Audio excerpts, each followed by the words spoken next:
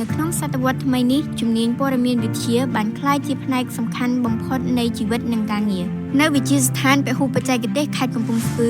យើងកំពុងបណ្ដុះបណ្ដាលសិស្សនិស្សិតឲ្យក្លាយជាមនុស្ស Digital ដែលមានសមត្ថភាពនិងការច្នៃប្រឌិតជាដំបូងយើងសូមណែនាំពីជំនាញព័ត៌មានវិទ្យារបស់យើងគឺផ្ដោតទៅលើការអនុវត្តពិតដូចជា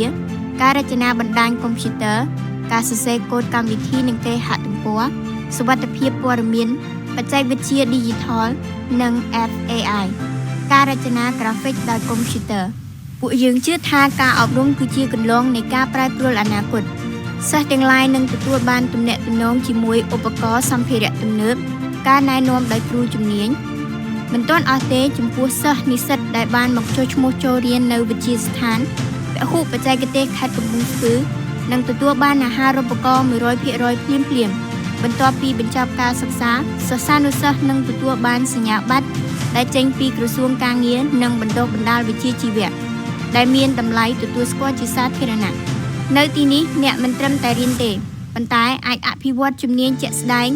ដែលអាចប្រើប្រាស់ក្នុងការងារពិតនិងបង្កើតអាជីវកម្មផ្ទាល់ខ្លួនបានប្រសិនបើអ្នកស្រឡាញ់បច្ចេកវិទ្យាសូមមកចូលរួមជាមួយយើងនៅវិទ្យាស្ថានពហុបច្ចេកទេសខេត្តកំពង់ស្ពឺ